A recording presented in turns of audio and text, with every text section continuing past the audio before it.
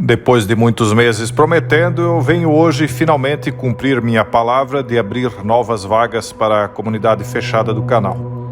Infelizmente, o que viemos alertando na comunidade desde o seu princípio há anos atrás tem se concretizado diante de nossos olhos e aparentemente todo o resto vai se cumprir também. Estamos vivendo a era das revelações e muito do que permaneceu escondido da humanidade por séculos está vindo à tona agora, de uma só vez, e virá muito mais ainda. Mas nem todos terão a capacidade de entender, pois de fato não se importam e nem nunca se esforçaram minimamente para compreender para onde suas vidas estão sendo encaminhadas. O povo perece por falta de conhecimento, pois dá mais valor a banalidades. Mas, quando o preço chegar, será caro demais.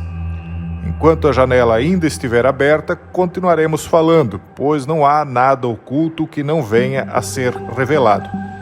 Entretanto, eu temo que, a considerar os fatos que estamos todos presenciando, talvez esta possa ser a última oportunidade de você ingressar.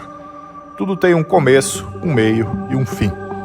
Alguns podem achar um exagero, mas você deve estar vendo na tela os comentários de várias pessoas que já entraram na comunidade, expressando que o que eu estou afirmando aqui em áudio é até modesto diante do que se encontrará lá. Eu até peço para quem já está na comunidade fechada que testemunhe em comentários aqui neste vídeo o que as pessoas encontrarão lá dentro. E para os poucos que suspenderam o acesso à comunidade fechada, talvez o único momento de retornar seja este. E se você quiser ingressar na comunidade exclusiva fechada, o link para inscrição está na descrição deste vídeo ou no comentário em destaque. Olá a todos, e as vagas para a comunidade fechada estão prestes a ser encerradas, né, pessoal? Quem quiser aproveitar, aproveite agora, porque nós não sabemos até quando nós poderemos manter as vagas sendo oferecidas. Pode ser que futuramente a gente abra outras vagas, pode ser que não seja mais possível, porque muitas coisas estão mudando no Brasil e no mundo, e a liberdade de expressão, que já é pouca, tende a se tornar impossível no futuro. Então, depois as pessoas podem dizer, poxa, eu queria ter conhecido e não conheci. Talvez seja a última oportunidade. Mas vamos lá. Biden agora então está prometendo na Cúpula das Américas uma ajuda econômica e ações ambiciosas para a América Latina. Eu já fiz aqui vários comentários a respeito de como os Estados Unidos negligenciou por muito tempo os países chamados latino-americanos, que compreendem tudo aquilo que está ao sul dos Estados Unidos, focando as atenções deles na Europa, em conflitos no Oriente Médio, Rússia, China e etc. E simplesmente tratando as questões aqui da América Latina, segundo a minha visão, claro, né, como algo de segunda linha, digamos assim. Só que, conforme eu venho dizendo para vocês, o mundo está mudando muito. Então nós vamos ver agora uma regionalização de tudo, né? Essa criação dos 10 blocos que eu venho insistentemente dizendo para vocês está cada vez mais clara. E essa atenção que os Estados Unidos começará a dar aqui às questões da América Latina, inclusive essas preocupações que eles vêm manifestando a respeito de quem é que estará no poder nos países da América Latina, né, tem a ver com isso. Então, esse voltar do olhar né, norte-americano para cá é um reflexo do fato de que ele está perdendo influências em outros lugares do mundo, ou temendo perder. Então, ele está preparando aqui aquilo que sempre foi chamado de quintal dos Estados Unidos, né, para se reaproximar dos Estados Unidos, para que volte a ter uma relação mais direta. Só que o problema é que depende quem é que vai conduzir essa reaproximação. Isso pode funcionar e pode não funcionar. Por exemplo, Joe Biden, ele não tem aí grandes prestígios, né? Ele tem aí enfrentado muita oposição, como por exemplo, o fato aí dele ter deixado alguns países de fora desse convite, né, da Cúpula das Américas. Ele deixou, deixa-me ver aqui, se não me falha a memória, foi Cuba, Venezuela e Nicarágua foram deixados de fora. Isso levou o presidente mexicano Andrés Manuel López Obrador e vários outros líderes a ficarem longe em protesto. Então, as pessoas estão desprestigiando, né, esses líderes estão desprestigiando a cúpula que é conduzida majoritariamente aí pelos Estados Unidos por conta da exclusão de Cuba, Venezuela e Nicarágua. Ou seja, as esquerdas desprestigiam Biden. Só que as direitas também na América Latina não estão alinhadas perfeitamente com Biden por conta da visão, né, que eles têm, e basta ver as críticas que Joe Biden recebe da direita brasileira, e não só brasileira, mas de vários outros países aí da América Latina. Então, parece que em certos aspectos, tanto esquerda quanto direita latino-americana convergem quando se trata de Joe Biden, né? Embora que a esquerda identitária ela esteve bem próxima e apoiou aí a chegada de Joe Biden ao poder, mesmo não tendo influência nenhuma, mesmo não tendo voto lá, mas apoiou, né?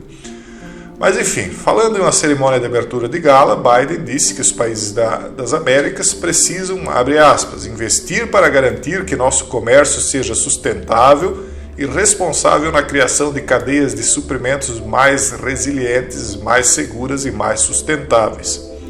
Então ele está falando da mesma agenda de sempre, a questão da sustentabilidade, a agenda do Greenman, mais resilientes, quer dizer, apesar das dificuldades que estão por vir ou já estão aí, nós temos de persistir.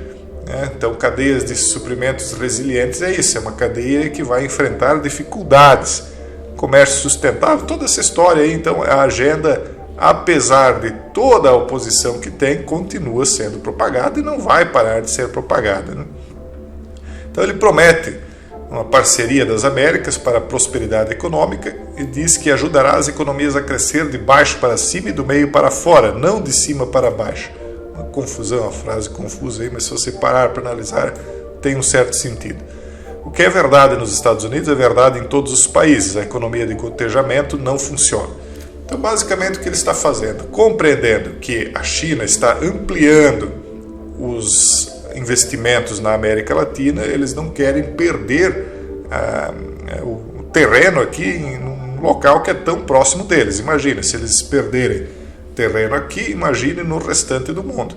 Então, eles comentam até na matéria aqui que os dados mostram que a China ampliou a diferença com os Estados Unidos em termos comerciais em grande parte da América Latina desde que Biden assumiu o cargo em janeiro de 2021. Então, a China tem conseguido conquistar mais espaço aqui na América Latina do que os Estados Unidos.